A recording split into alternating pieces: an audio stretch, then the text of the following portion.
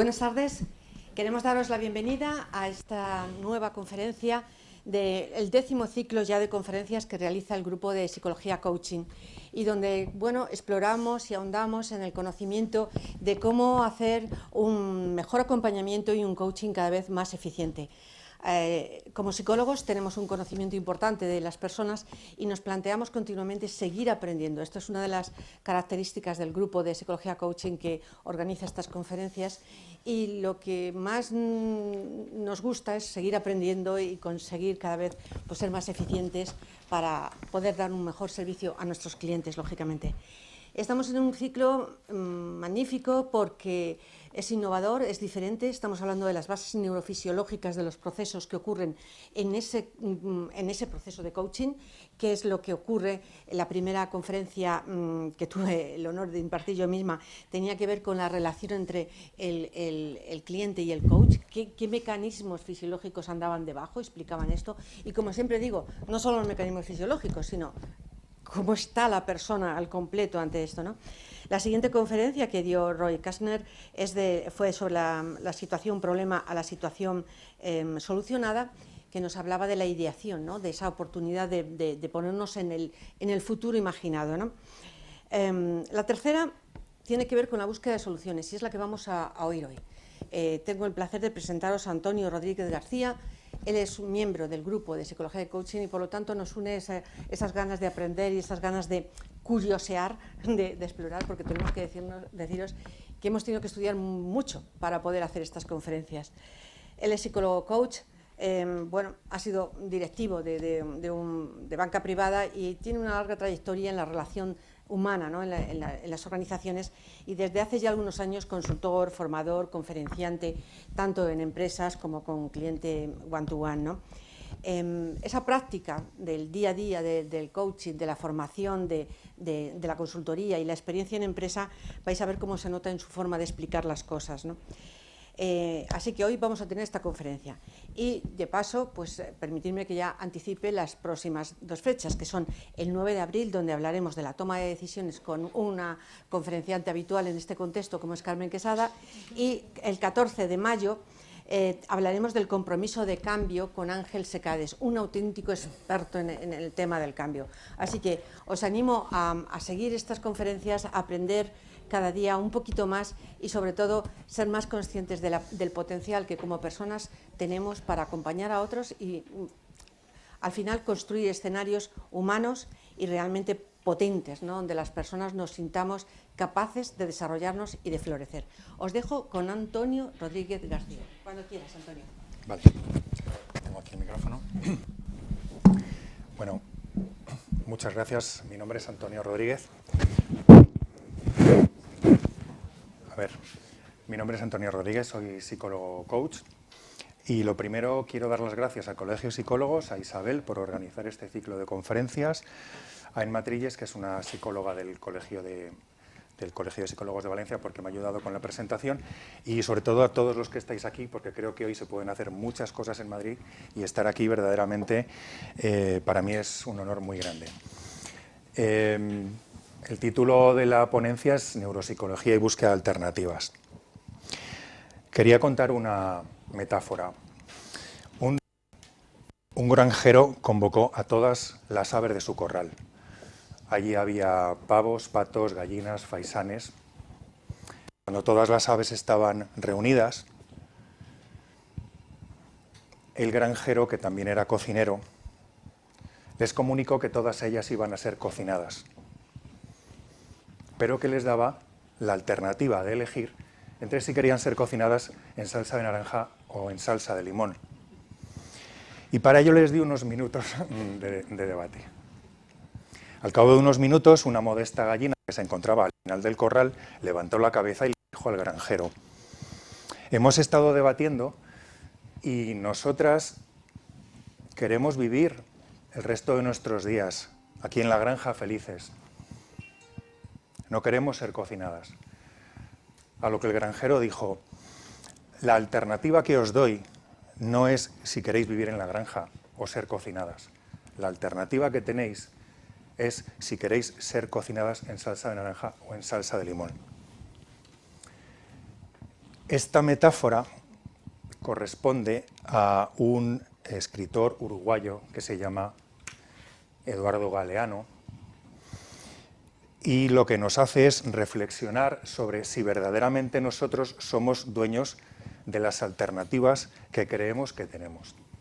Si verdaderamente el libre albedrío y la elección de todas las alternativas a las que nos pone la vida y que nosotros seleccionamos, verdaderamente es una situación que nosotros elegimos libremente o nos viene impuesta, por ejemplo, por nuestro inconsciente.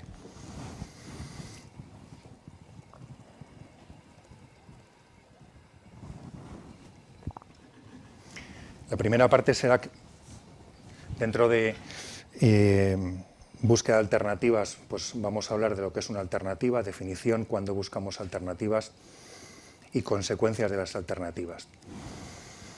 Una alternativa, según la Real Academia de la Lengua, es la posibilidad de elegir entre dos o más cosas, dos opciones o dos posibilidades.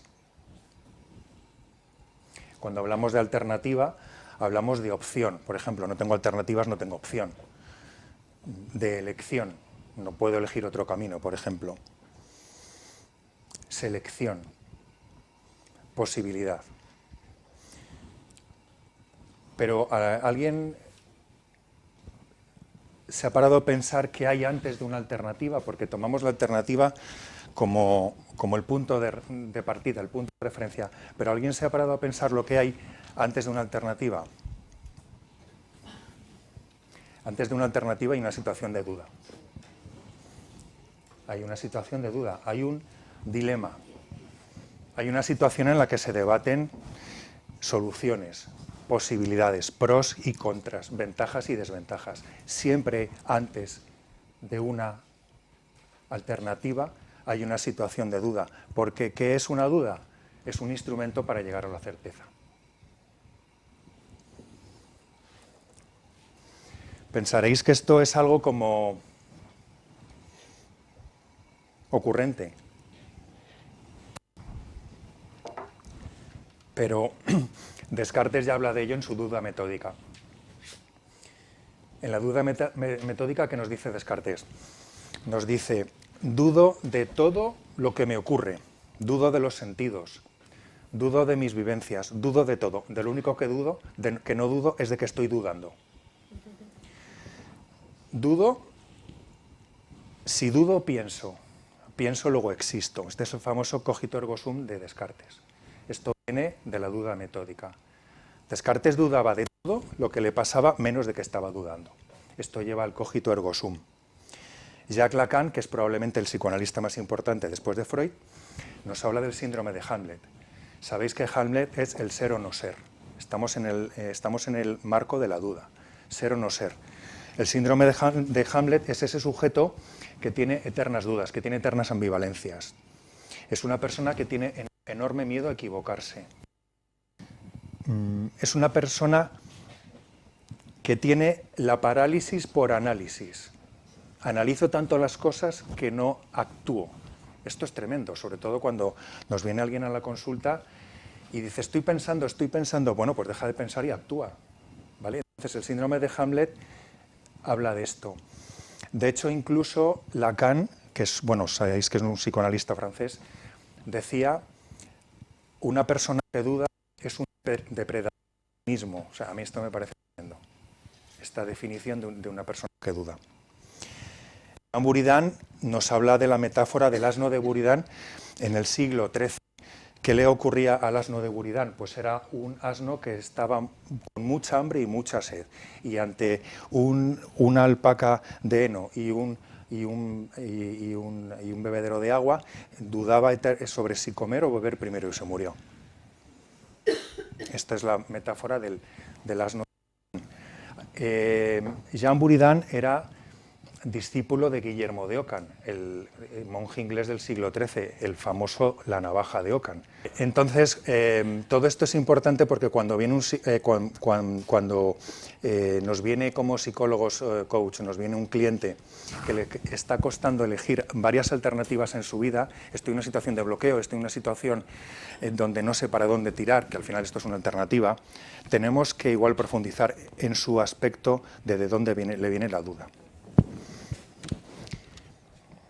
¿Cuándo buscamos alternativas? Pues buscamos alternativas continuamente, de manera consciente o inconsciente, desde las más fáciles hasta las más difíciles. El rango de dificultad es infinito. Una alternativa puede ser abierta, ¿qué estudio? Pues puede haber muchas posibilidades. O cerrada, ¿me caso o no me caso? Que solamente hay dos. Las alternativas pueden ser concretas, abstractas, reales, imaginarias. Hay alternativas muy fáciles, por ejemplo, ¿qué ropa me pongo esta mañana? Pero las hay muy difíciles, por ejemplo, cuando un médico te dice que tienes la posibilidad de aplicar eutanasia a un familiar tuyo. Pues estas alternativas difíciles pueden suponer un punto de inflexión en nuestra vida. Diariamente generamos entre 50.000 y 70.000 pensamientos, el 95% involuntarios, el 80% negativos, el 90% nunca se cumplirán. Da igual que sean 50.000, que 60.000, que 40.000. La cuestión es que la mayoría de nuestros pensamientos son involuntarios, vienen del inconsciente y son negativos. Entonces, cuando nosotros tenemos una situación de duda y tenemos 50.000 pensamientos, tenemos que explorar que detrás de ese problema, antes de ese bloqueo, hay una situación donde probablemente hay un pensamiento negativo, hay un pensamiento inconsciente. El inconsciente actúa mucho antes que el consciente, porque el inconsciente actúa en milésimas de segundo. Y cuando llega a nuestro consciente, pensamos que la elección la hemos tomado nosotros, y no hemos sido nosotros, ha sido nuestro inconsciente. Por eso es muy importante tener en cuenta estos datos. El 95% son involuntarios y el 80% son negativos. ¿Por qué son negativos? Porque el cerebro del hombre naturalmente es negativo, de forma natural. El cerebro no es nuestro amigo, ni busca nuestra felicidad. El cerebro lo que busca es que sobrevivamos. Entonces al cerebro le da igual que seas feliz. El cerebro lo que quiere es que sobrevivas. Ante una alternativa no va a buscar tu alternativa feliz, va a buscar la alternativa que te ayude a sobrevivir, que no siempre es la mejor. Entonces, recapitulando, yo diría el preguntarnos si somos libres no solamente a la hora de seleccionar alternativas, sino cuando las aceptamos o las descartamos. ¿Cuándo buscamos alternativas? Pues cuando deseamos salir de un problema de una forma ordenada y llegando a conclusiones útiles. Nosotros pensamos, cuando tenemos varias alternativas, pueden ser 2, 3, 4, para algo importante o menos importante, en el fondo lo que queremos es salir de un problema. Porque si no hubiera problema no habría alternativa, porque el problema viene de una duda. ¿Para qué? Para llegar a conclusiones útiles. Al final, buscar alternativas es un proceso de pensamiento complejo que implica tener en cuenta todas las posibles soluciones a un problema.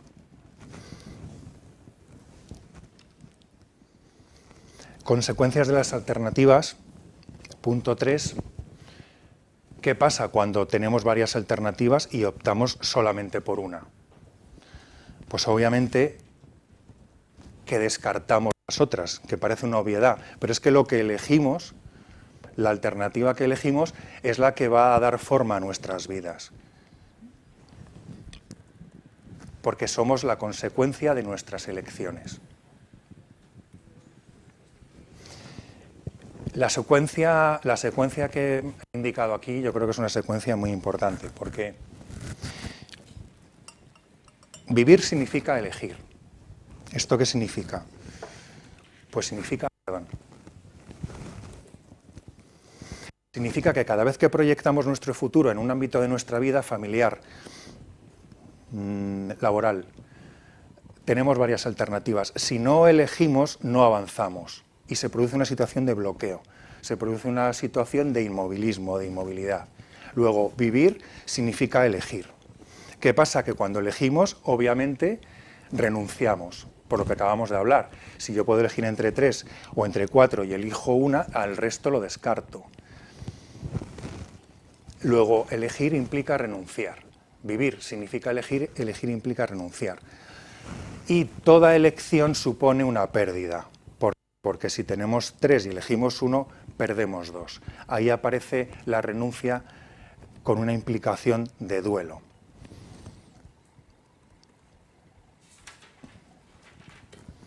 ¿Qué es el duelo?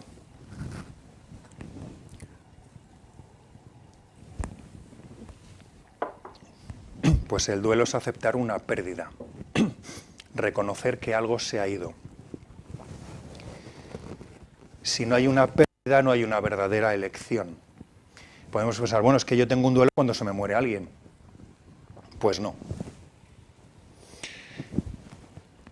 Porque la elección verdadera de alternativas ocurre cuando tenemos 2 y verdaderamente perder una nos supone un desgaste, nos supone un vacío. Si yo tengo 3 alternativas y una es, te doy a elegir entre regalarte 1 euro, 2 o 1000, todo el mundo va a elegir 1000, dame 1000 euros. Aquí no hay elección de alternativas. La alternativa es cuando nosotros tenemos, el duelo se produce cuando tenemos 2 alternativas y las 2 son igualmente importantes para mí, o una supone una pérdida de otra cosa. Por ejemplo, me sale un trabajo fuera de mi país. Si me voy, puedo progresar laboralmente, pero puedo quedarme atascado a nivel familiar, incluso puedo perder mi pareja. Ahí es donde se produce la pérdida de duelo, si elijo irme de España, por ejemplo. Entonces, verdaderamente el duelo que estamos hablando relativo a la búsqueda, a la elección de alternativas, significa que cuando tenemos 2 alternativas importantes y una a la que renunciamos implica pérdida, ahí es cuando se produce el duelo. Cuando elegimos siempre hay una parte de nosotros que está renunciando a la otra alternativa a la que hemos renunciado. ¿Qué es la búsqueda de alternativas?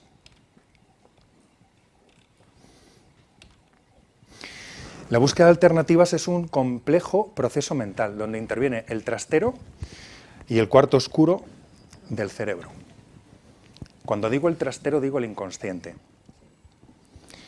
Y cuando digo el cuarto oscuro, me refiero a todos esos componentes que se encuentran entre estímulo y respuesta. Científicamente podemos decir que es un proceso por el que se establece una cadena de medios y fines para llenar el vacío entre el punto de salida y el logro del objetivo, pero creo que esto se entiende un poco menos.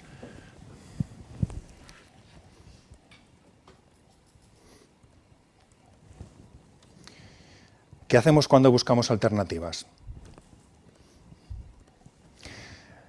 Cuando buscamos alternativas siempre buscamos un punto de referencia, algo a lo que agarrarnos. Por ejemplo, me quiero comprar un coche, me voy a comprar un Volvo. ¿Por qué? Porque los Volvos son más seguros.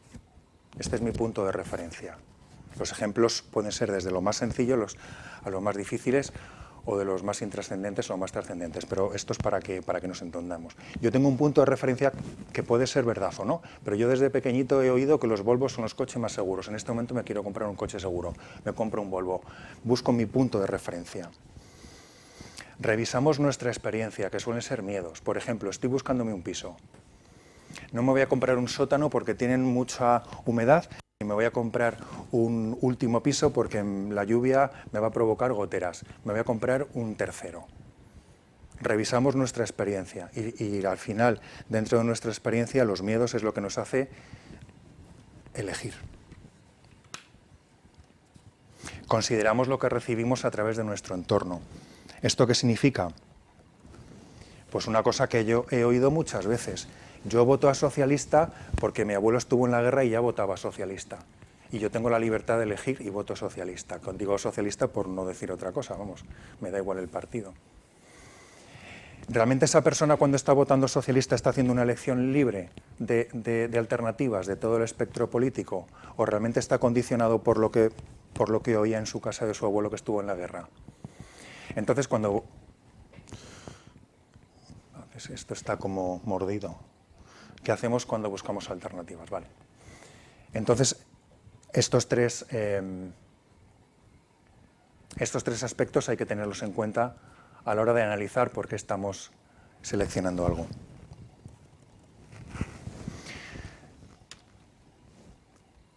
Sesgos cognitivos en la búsqueda de alternativas. ¿Aquí qué veis?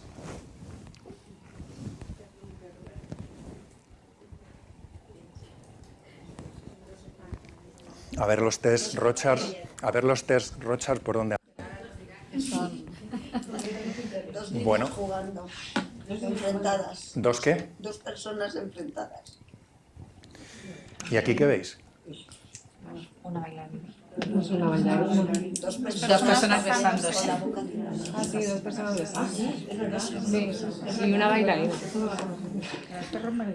Lo que está claro es que aquí tenemos cada uno sesgos cognitivos distintos. El que ve una bailarina tiene un sesgo cognitivo, vamos a decir creativo, y el que ve dos bocas besándose, vamos a decir que tiene un sesgo romántico. ¿Vale? O el que ve un perro, yo puedo decir que eso es un grupo de manchas y nadie me puede decir que estoy equivocado. ¿Tú has dicho que has visto dos personas? Dos niñas o dos niños o sí, que están como jugando hacia las manitas. Lo que está claro es que esto es un sesgo cognitivo. Cada uno aplica a lo que ve la herencia que trae en el momento de aparecer el estímulo. Entonces, ¿qué es un sesgo cognitivo? Bueno, pues es un término que teorizan por primera vez en el año 72 estos dos psicólogos israelíes, Kahneman y Tversky, y viene a decirnos que es un efecto psicológico, que lleva a procesar erróneamente la información. De hecho, yo expliqué una bailarina y alguien dice, estos son dos bocas. Pues alguien ha procesado, o viceversa, la información. Al final lo que tenemos que darnos cuenta es que un sesgo cognitivo es una deformación de nuestra interpretación en base a lo que nosotros traemos. Sería como una cosmovisión subjetiva del mundo según la vemos nosotros. Es una cosmovisión nuestra. Es como si pusiéramos una lente coloreada y tiñera lo que vemos con lo que nosotros traemos en ese momento. A un sesgo cognitivo, que es una expresión, podemos decir, técnica, también se le llama un prejuicio de nuestro pensamiento. Es una distorsión de nuestro pensamiento. Los sesgos cognitivos son inconscientes, involuntarios y rápidos. No me vale la persona que a segunda interpretación dice, es verdad, yo ahora veo no. Eso no es un sesgo cognitivo, porque eso ya es aprendizaje. El sesgo cognitivo es lo primero que ves. Rápido, involuntario e inconsciente. Una vez que ya te dice, no, mira, aquí ya no, porque esto es aprendizaje. El sesgo cognitivo es con lo que venimos. Sesgos cognitivos hay muchos. Yo incluso, he visto listados de 60, de 50, prácticamente referidos a todos los ámbitos. Yo he traído 4. El de anclaje, que es un sesgo cognitivo donde nosotros seleccionamos la alternativa que vemos primero. Nos ancla. Por ejemplo, yo entro a una tienda y veo que este producto está rebajado al 50%. Ya da igual el tiempo que estemos en la tienda. Ya este producto es el que vamos a comparar siempre con el primero que hemos visto. Por eso los precios se ponen a 99,99. No son 99,99, son 100. Pero ya nos quedamos con el 99, es el precio psicológico. El sesgo de grupo. Elegimos una alternativa cuando sabemos que es la más apoyada o la más valorada por nuestro grupo. ¿Os habéis fijado que hay entidades bancarias que todos los hombres van con el mismo color de corbata? ¿Por qué? Porque si yo trabajo en el Santander y llevo la corbata azul, me van a decir, oye, que ese es el color del BBVA. Y viceversa. Si vais por la ciudad financiera, todos los trabajadores van con corbata roja y traje azul. Y nadie les dice, este es el uniforme oficial. Pero el grupo, y dirán, no, yo elijo la corbata roja porque a mí me gusta la corbata roja. No, porque estás dentro de un grupo donde todo el mundo lleva corbatas rojas. Los ejemplos son, pero más que dar la definición teórica, os pongo un ejemplo. Otra cosa, otro ejemplo de sesgo de grupo, normalmente yo escucho la emisora de radio más acorde con mis ideas. No voy a poner una emisora que constantemente me pone de mal humor. Entonces, sesgo de autoridad. Yo soy del Real Madrid pues porque mi abuelo el día que nací me hizo socio. Bueno, pues como mi abuelo me hizo socio, yo pertenezco a este equipo. No, tú no has podido elegir de qué equipo eras. No has podido elegirlo. Tú eres del Real Madrid porque te lo han impuesto. Sesgo de autoridad. No estoy convencido. No, tú no estás convencido. Otra cosa es que tú te lo creas. Sesgo de atribución. Sesgo de atribución, un compañero llega al trabajo tarde. Podemos pensar que este compañero ha tenido un problema con el coche, ha tenido un problema familiar,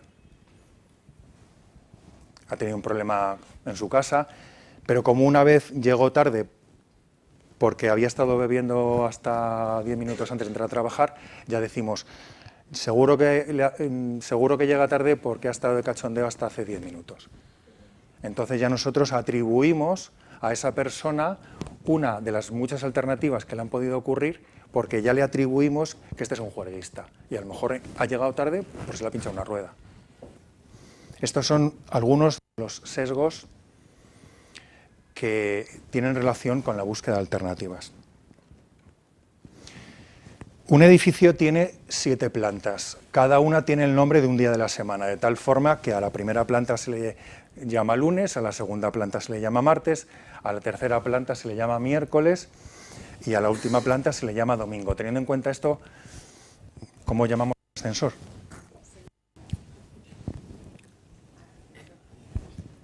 Al ascensor lo llamamos pulsando el botón.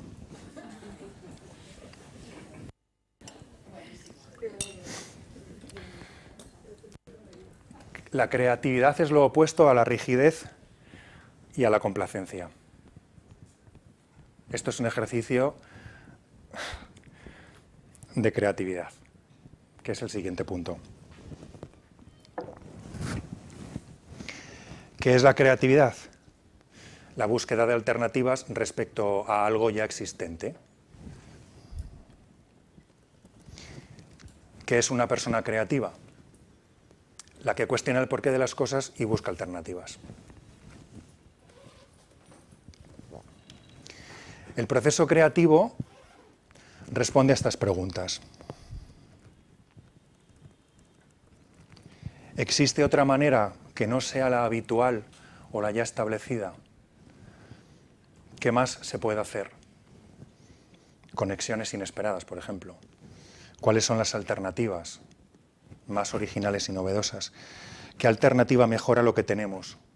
Ruptura de los patrones conocidos. El proceso creativo implica, a la hora de buscar alternativas, implica no ir por los caminos establecidos. En psicología yo por lo menos estudié lógica y la lógica te dice por dónde hay que ir. Sí y solo si P, entonces Q, que se me ha quedado la frase. Entonces, la creatividad busca alternativas, opciones por caminos diferentes. ¿Qué veis aquí?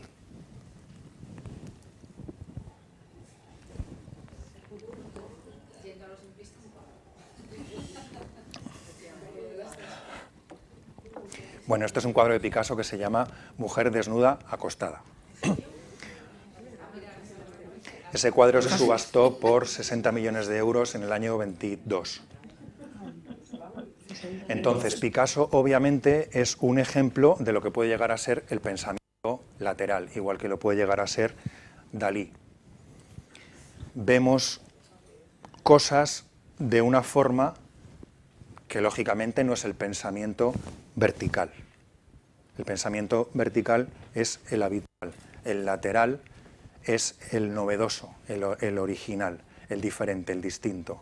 Está relacionado, creatividad y pensamiento lateral, lógicamente están relacionados, siempre estamos en el marco de la búsqueda de alternativas. ¿Qué es el pensamiento lateral? pues es una forma de abordar la creatividad que desafía la manera tradicional de resolver problemas viendo las cosas desde ángulos nuevos.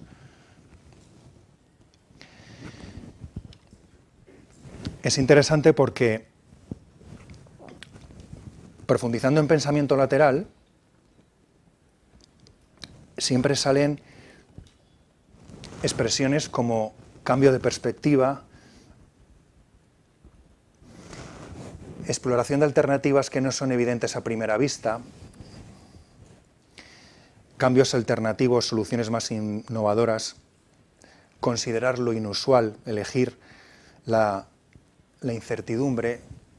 Pero esto ya lo hacemos nosotros cuando estamos en una consulta y viene alguien con una idea que quizá no es la que nosotros esperamos, pues ya estamos pensando en soluciones que a lo mejor no son las que tenemos que pensar. Algunas de las técnicas para desarrollar el pensamiento lateral son estas tres. Hay más, pero he traído estas tres. El brainstorming inverso, os voy a poner un ejemplo. Una persona llega a nuestra consulta y dice, ¿cómo puedo resolver este problema? Entonces nosotros preguntándole, le podemos decir por aquí B, por aquí C. Bueno, pues el brainstorming inverso, en lugar de darle soluciones esperadas, le podemos decir, ¿y si no lo solucionas, qué pasaría? Pues que pierdo 90 euros, y este es tu problema. Es decir, en lugar de decirle, lo vamos a solucionar así, le podemos decir, ¿y si no lo solucionas, qué pasaría? Pues que pierdo el dinero que he puesto, bueno, pues ya está. Pues eso es lo peor que te puede pasar. El cambio de rol, cuando estamos en una consulta y aparece una persona y nos cuenta una serie de problemas, oye, ¿yo qué puedo hacer con esto? Pues el cambio de rol es decirle, si esto le pasara a un amigo tuyo, ¿qué le dirías que hiciera? Ah, pues yo le diría que hiciera esto, otro. Silencio. Porque eso es lo que tienes que hacer tú. Provocación. Una persona que llega a la consulta y te dice, todas las navidades tengo problemas. Porque los 24 de diciembre, los 25 de diciembre, el 31, el 1 y el 6 de enero, o me peleo con mi familia o me peleo con la familia de mi mujer. Provocación. Vete de viaje desde el 23 de diciembre al 7 de enero fuera de España. Estamos dentro del pensamiento lateral y técnicas de desarrollo.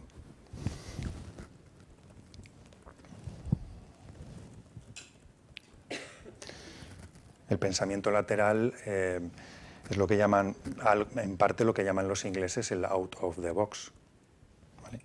Que esto si lo buscáis, esto lo desarrolla Cristina, una autora que se llama Cristina Koppel, con K, y dice que normalmente el pensamiento lateral suele desarrollarse en lo que llama las 3 Bs. Bed, bus y bathroom, cama, autobús y baño. Se te ocurren las ideas en estos 3 espacios. ¿Por qué? Pues porque a lo mejor estamos más relajados pensando que hasta que no terminemos tenemos tiempo suficiente para pensar en nuestras cosas. Búsqueda de alternativas e indecisión. ¿Qué hay detrás de una indecisión? Pues hay un aluvión de actividad mental. Uno de los problemas de búsqueda de alternativas es el decidirnos. La indecisión es diferente a la duda. La duda es ¿qué elijo? La indecisión es inseguridad. Detrás de una indecisión hay inseguridad, miedo y culpa. Normalmente una persona que tiene varias alternativas para elegir y se siente insegura es porque tiene miedo de que lo que elija no sea lo correcto, de que haya una alternativa mejor. Y por supuesto la culpa aparece cuando piensa que con todas las alternativas que hay se va a equivocar porque no lo piensa bien o porque no ha hecho una buena elección. La persona indecisa es una persona que detesta decidir, Le encanta su zona de confort donde no hay riesgos y se apoya en los demás y en lo que le sugieren. Detrás de la indecisión hay una pérdida en la confianza básica que nos induce a cuestionar permanentemente la solidez y fundamentación de nuestras decisiones. Referente a esto, os recomiendo, si os interesa el tema, que leáis este libro que es La paradoja de la elección, ¿por qué más es menos?, de Barry Schwartz, que lo escribió en el año 2004. Entonces, yo os haría una pregunta. ¿Vosotros pensáis que tener más alternativas nos hace más felices? En las sociedades modernas, sobre todo las occidentales, lo que se nos vende es que la felicidad viene de la elección. Cuanto más puedo elegir, más libre soy. Sin embargo, en este libro, La paradoja de la elección, ¿por qué más es menos?, Barry Schwartz dice lo contrario. Y os lo he puesto aquí. Más alternativas no significa mayor satisfacción. Cuantas más alternativas, mayor indecisión. Antiguamente estábamos hablando de indecisión. La indecisión provoca parálisis. Hay que simplificar para ser más felices. El exceso de alternativas lo podemos ver, por ejemplo, cuando elegimos película en Netflix. Nos podemos tirar 20-25 minutos seleccionando una película y encima acabamos de mal humor. Decimos, ¿cómo puede ser que lleve 20 minutos eligiendo una película de entre 4.000 y no encuentre ninguna que me satisfaga?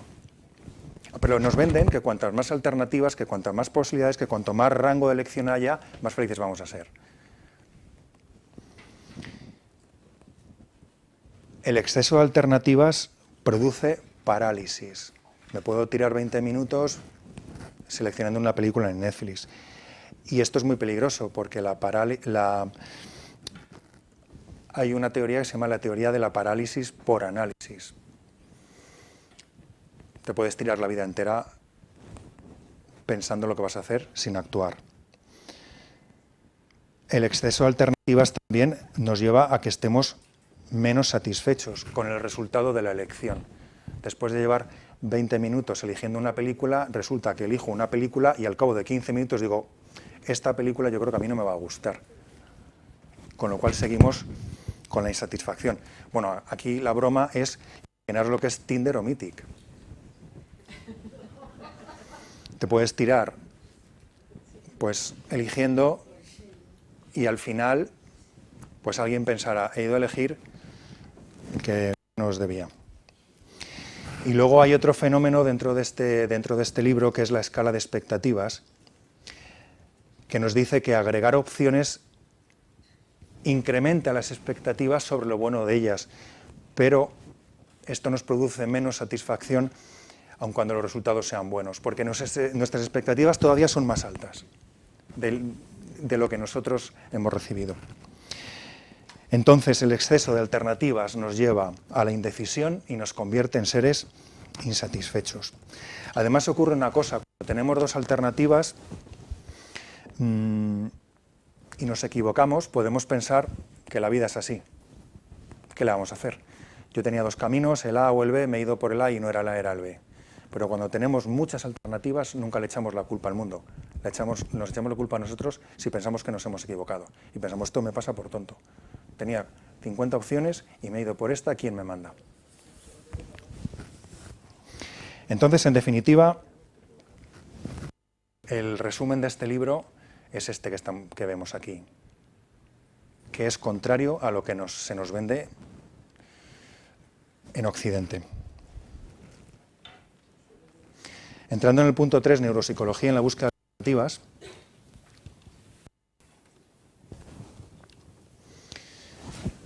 quería poneros esta frase que me gusta mucho. Antes de la aparición del cerebro no había ni color ni sonido en el universo, ni había sabores ni aromas, y probablemente pocas sensaciones y nada de sentimiento. El universo tampoco conocía el dolor ni la ansiedad. Esta es una frase de un psicólogo americano, Roger Sperry, y realmente creo que merece la pena darse cuenta de lo que es la evolución del ser humano desde sus orígenes hasta la actualidad. Empezando con definiciones rápidamente, pues ¿qué es neurología? Pues es la rama de medicina que estudia el sistema nervioso y las enfermedades del cerebro, entre otras cuestiones. La psicología, ciencia que estudia la conducta humana y sus procesos mentales. Lógicamente, la neuropsicología estudia la relación entre las estructuras cerebrales, las funciones cognitivas y los procesos emocionales y de la conducta. ¿Qué es un neuropsicólogo? Pues un neuropsicólogo es un señor que va con una linterna investigando e intentando descubrir qué hay dentro para buscar una solución. Un neuropsicólogo busca respuestas sobre cómo nuestras experiencias, pensamientos y emociones se ven afectadas por la actividad cerebral y el sistema nervioso.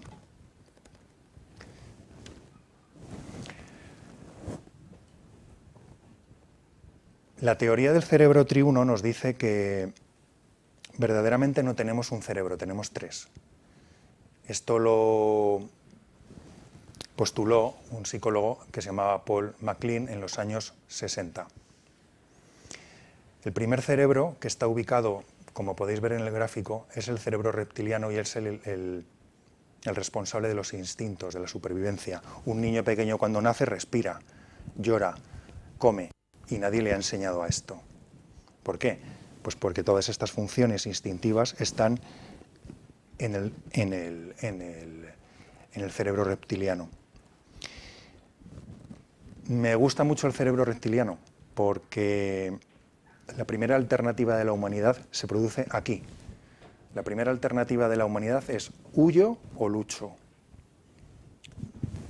Esa es la primera alternativa que tiene el ser humano antropológicamente y viene de aquí, del instinto del cerebro reptiliano. El segundo cerebro es el límbico, también llamado el cerebro de los mamíferos, que es donde se generan las emociones. Se habla mucho de las emociones, ya sabemos todo lo que son, la rabia, la ira, el asco, el amor, pero lo más importante es que la motivación se produce aquí, en el cerebro emocional, a través de la dopamina. La dopamina es el neurotransmisor responsable de la motivación y se activa aquí. Y luego está el neocórtex, que es el más evolutivo, el más evolucionado, donde se generan nuestros pensamientos, donde se genera la búsqueda de alternativas. Si no tuviéramos neocórtex no podríamos buscar alternativas, porque es donde se generan. En el neocórtex es la estructura más avanzada y aquí es donde las funciones cognitivas, como el pensamiento abstracto y el lenguaje, residen. Es importante saber que, por ejemplo, cuando una persona viene a nuestra consulta, los tres cerebros se ponen en marcha. Cuando una persona se sienta en nuestra consulta, lo primero que dice es: ¿qué hago aquí? ¿Me voy o me quedo sentado? Reptiliano. O sea, lo que os he dicho antes, huyo. Vale, obviamente hay una situación de activación emocional. Incluso una persona puede hasta llorar en la consulta. Con lo cual, y obviamente hay un proceso, hay una activación del neocórtex. En el momento en que esa persona activa zonas del cerebro relativas a la atención, al pensamiento abstracto, a la memoria, a la reflexión. Entonces es muy importante saber esto, que nosotros, cuando una persona se sienta delante de nosotros, los tres cerebros probablemente estén activados o se estén activando.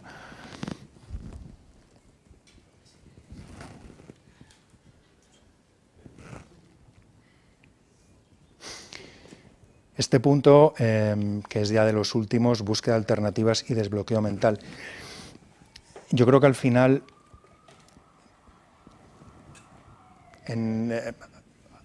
si nosotros leemos motivos por los que una persona va a una consulta de psicólogo coach, pueden aparecer 8 o 10 que luego se van desgranando. Pero muchas veces cuando alguien viene a nuestra consulta es porque no sabe qué camino coger. No sabe si separarse o no. No sabe si cambiar de trabajo o no. No sabe si... Entonces, todo esto sirve para desbloquear. Por eso la búsqueda de alternativas es muy importante para el desbloqueo mental con el que generalmente los clientes vienen a nuestra consulta. Como os he dicho antes,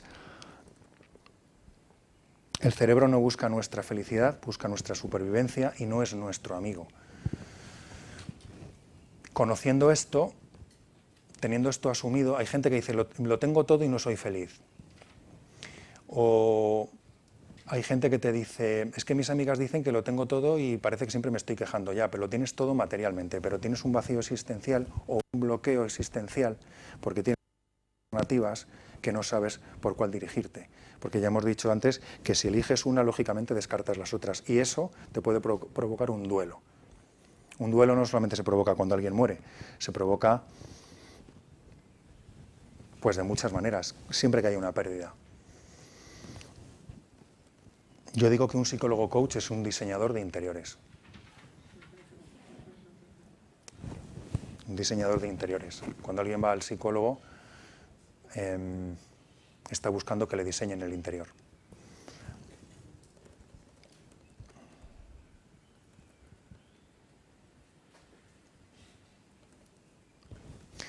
En función de lo que os he dicho, he traído algunas preguntas que ayuden a desbloquear en la búsqueda de alternativas. Y hay muchas, pero he traído 3 bloques. Las preguntas que crean posibilidades, las que tratan de distintas opciones, las que invitan a elegir, que serían estas. Por ejemplo, ¿qué harías si tuvieras una varita mágica? Me imagino que los que hemos estudiado coaching es lo primero que nos han dicho el primer día de clase. ¿Cómo sería tu vida si tuvieras una varita mágica? Porque al final el coach lleva al futuro para regresar al presente. ¿Qué pasaría si no tuvieras miedo? Uy, si yo no tuviera miedo, pues haría esto, haría lo otro. Ya hemos visto antes que el miedo es uno de los puntos de referencia en la búsqueda de alternativas.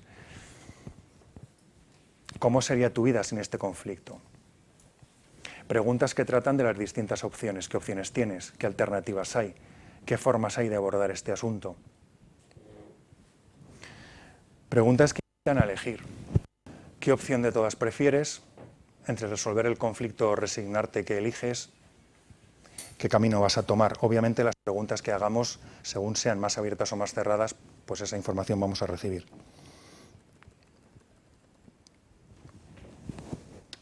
Quería terminar con una frase de Ramón y Cajal, médico premio Nobel de Medicina.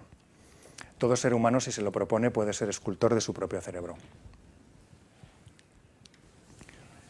Muchas gracias.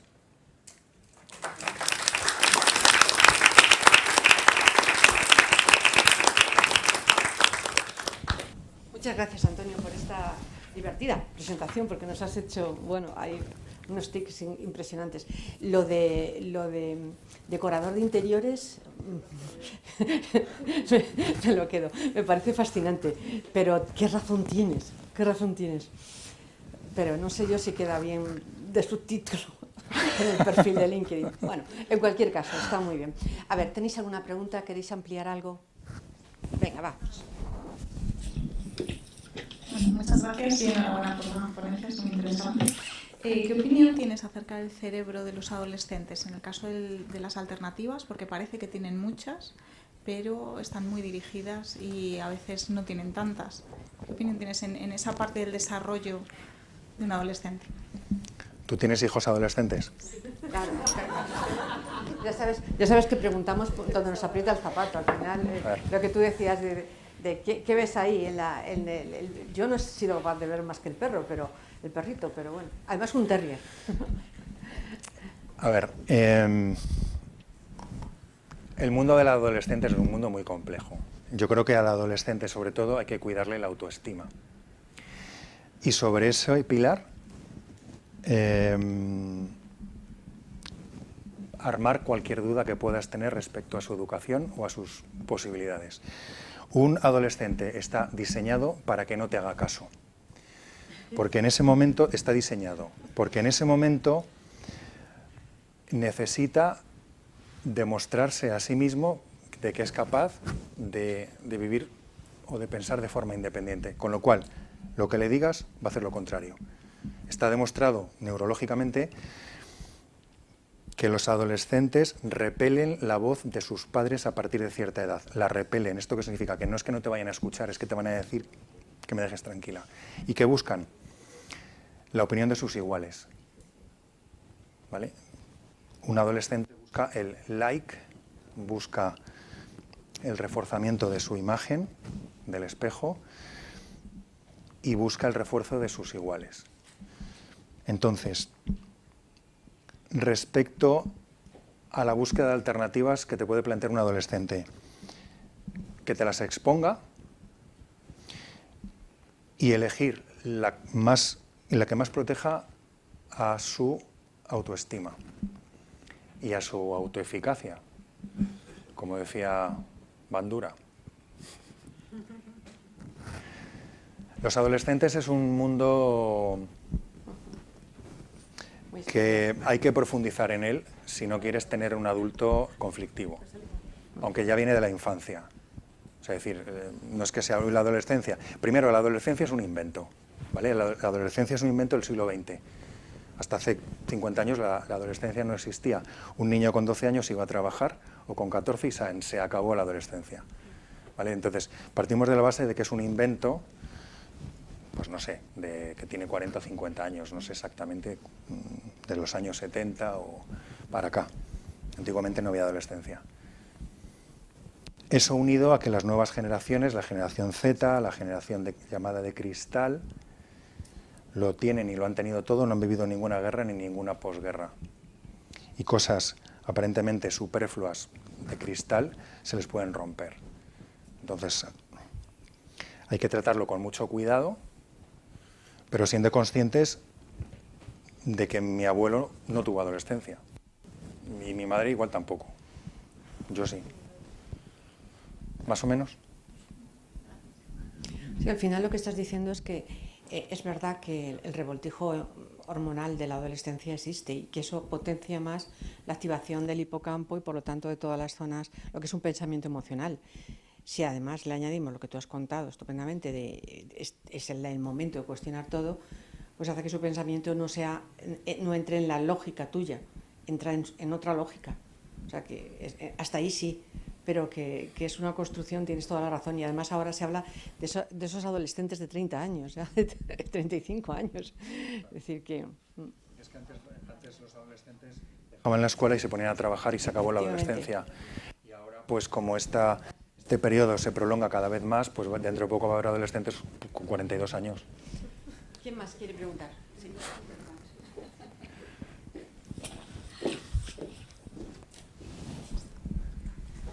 Hola Antonio, ¿qué tal? Hola.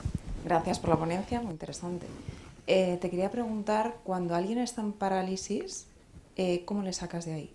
Entiendo con las preguntas que hemos visto, pero mi duda es hasta qué punto te puedes sacar de rumiar en ese punto esas preguntas y pasar a la acción. Gracias. A ver, cuando alguien está en parálisis, tú tienes que tener una cosa en cuenta. El pensamiento es dinámico. El pensamiento fluye como el agua de un río, permanentemente. 50.000 pensamientos diarios. Si una persona entra en rumiación y paralizas ese flujo de pensamiento, tú imagínate qué caos puede haber en esa cabeza. Estamos hablando de rumiación, de bloqueo mental. Además, la persona que rumia no es que esté bloqueada, es que va para adelante y luego va para atrás, para adelante y para atrás. Entonces, es la rueda del hámster. Esto es literalmente antinatura, porque lo natural es que el pensamiento fluya como el agua de un río. Entonces, cuando una persona está en parálisis, el síndrome de Hamlet, de lo que hablábamos,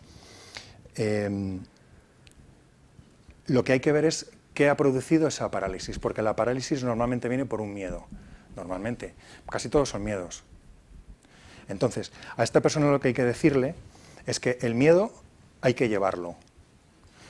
Hay gente que te dice, yo no quiero tener miedo, yo no quiero estar nervioso. No, tú vas a tener miedo y vas a estar nervioso, porque eres un ser humano, no eres una piedra. Entonces, el miedo delante te bloquea, detrás te empuja. El miedo hay que llevarlo al lado.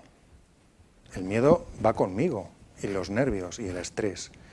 Pero si lo tengo delante me va a bloquear. Y si lo tengo detrás me va a empujar a seleccionar alternativas que me van a llevar a cometer alguna locura o alguna tontería. Entonces, a estas personas hay que decirles que el mundo se hizo para actuar y no para pensar, porque ¿quién piensan? Los filósofos que tienen la vida resuelta, los demás tienen que actuar. y que ese miedo o esa inseguridad, esa culpa que te puede llevar a ese exceso de análisis, a ese análisis que te lleva a la parálisis, hay que limpiarlo. Entonces, al final, ese miedo, que lo lleves a... Imagínate un TEDx, pregúntale si tiene miedo o no tiene miedo cuando va a desactivar una bomba. Claro que tengo miedo. Entonces, ¿por qué sigues avanzando hacia la bomba? Porque el miedo lo llevo aquí, no lo tengo delante. Si no, me iría, o no me empuja. Porque el miedo también te puede llevar a tener prisa y cortar el cable que no es. Entonces, pues depende de la persona y depende del caso, pero yo creo que suele ser un tema de miedos. ¿Más o menos? Aprovecho que voy a por otra pregunta, a recomendarte que veas la primera conferencia, donde explicamos precisamente qué es lo que lleva a esa parálisis. Así que te animo, es momento de publicidad. Gracias, muchas gracias Antonio por la conferencia, muy interesante. Yo hace mucho tiempo que no vengo al grupo de psicología y coaching, con Isabel lo montamos y con Luis Picazo hace 14 años o por ahí. He escuchado dos frases que me han preocupado un poco y te quería decir que me explicaras un poquito más. Y es: el cerebro no es tu amigo y el cerebro no busca tu felicidad. En coaching ontológico decimos que el lenguaje crea presente y futuro. Entonces me preocupa que partir de esa premisa, ¿no?, del cerebro no es tu amigo y el cerebro no busca la felicidad. Eso, una pregunta primera. Una pregunta segunda es, que yo estoy un poco fuera de juego en eso ahora mismo, es que hablas de consulta. Y yo creía que los terapeutas o los psicólogos clínicos tenían consulta, y creía que los psicólogos coaches teníamos reuniones o sesiones.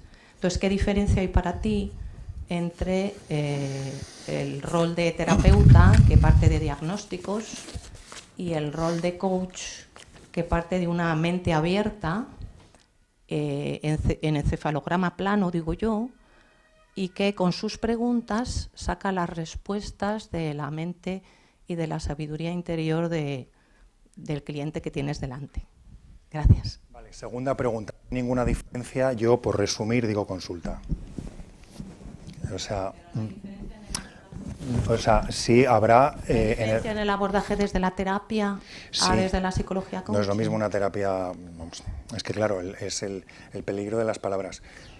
Yo cuando digo consulta me refiero a cualquier ámbito donde haya una persona que esté buscando tu ayuda, tu acompañamiento o como lo queramos llamar, para no perdernos en una vorágine de repetir siempre. Entonces yo digo consulta por resumir. Como si fuera sesión, vamos. Sí, exacto. Vale. O puedo decir sesión o puedo decir cualquier cosa. He utilizado este término.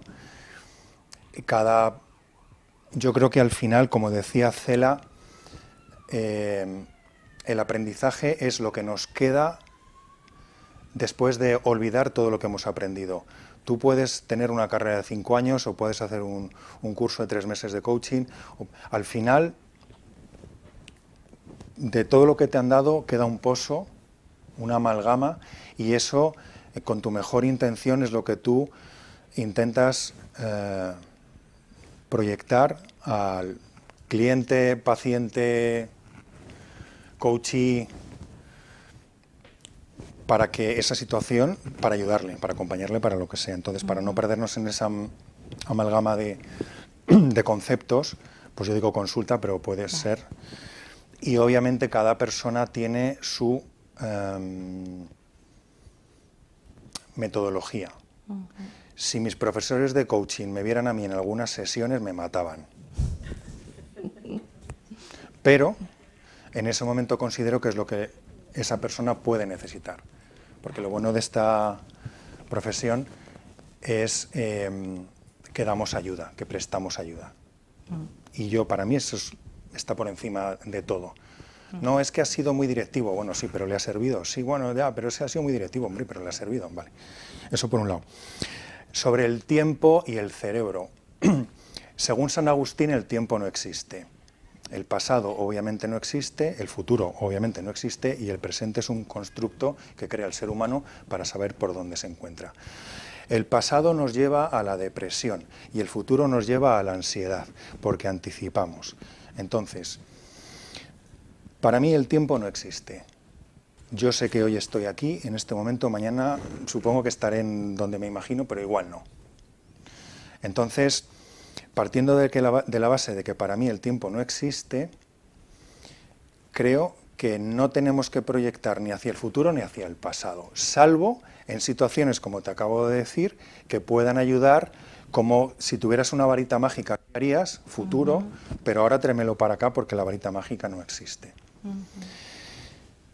El cerebro no es tu amigo y el cerebro no busca tu felicidad. Y eso, yo creo que eso es científico. Y esto es lo que estudia la neurología o las neurociencias, porque la neurología es medicina y, bueno, las neurociencias. Pero es que es evidente, lo tenemos todo y somos infelices.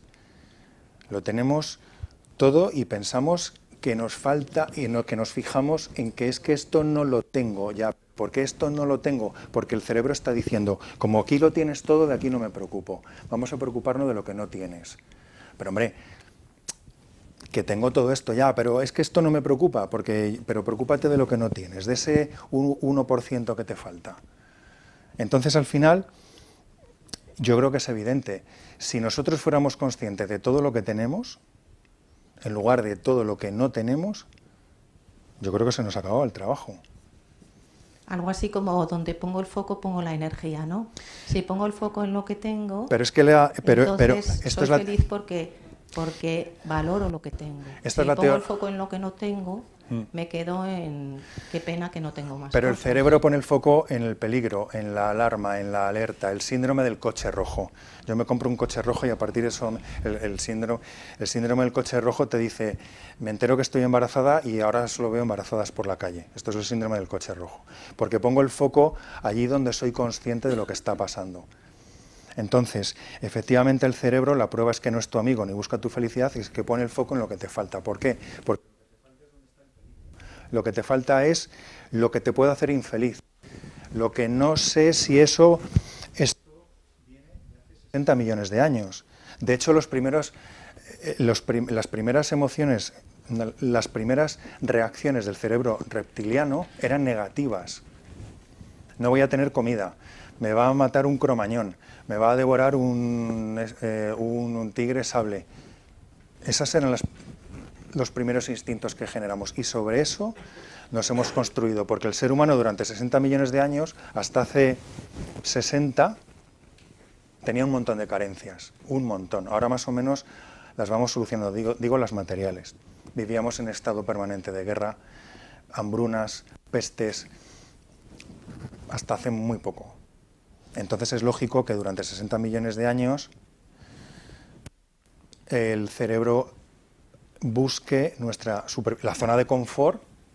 La zona de confort es esto. Oye, no salgas de lo que conoces, que aquí sabemos lo que hay, aunque no estés del todo bien. Y fuera nunca se sabe. No es que fuera está la felicidad. Fuera de la zona de confort está la felicidad. Bueno, pero aquí sabemos lo que hay y fuera no lo sabemos. Esto te lo dice el cerebro. La mente bloqueante, todo ese, el enano que llevamos dentro que nos dice no hagas esto que te va a salir mal, no hagas esto que... Entonces yo creo que esto es una evidencia. Pues muchísimas gracias por tu visión claro, a ti. Del cerebro. La respeto muchísimo, pero te digo que mi cerebro sí es mi amigo y mi cerebro sí ve la felicidad. Pues me alegro Gracias. mucho.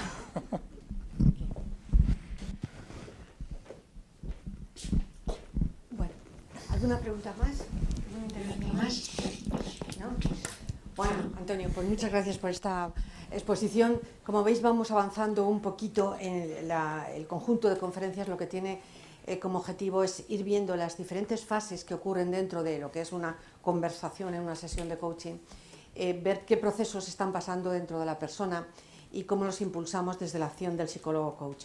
Hoy hemos avanzado un poquito en ese explorar las alternativas, ¿no? Algo muy complejo porque efectivamente cuando nos encontramos en la sesión lo que nos encontramos es una persona que está bloqueada porque es lo que ve. Y hoy mismo me ha pasado a mí, me dice, pero como no lo he visto, pues eso, no, en ese momento ella sola, por sí misma, no era capaz de verlo. Y la presencia del coach, el trabajo del coach, en nuestro caso como psicólogos, como bien decía Antonio, desde todo nuestro conocimiento, hace que esas alternativas no solo sean más ricas, sino que también se puedan evaluar cuáles son las más sostenibles para la persona. Muchísimas gracias por vuestra atención. Nos animamos a asistir a las próximas conferencias y ver las otras. Hasta muy pronto. Gracias. Gracias.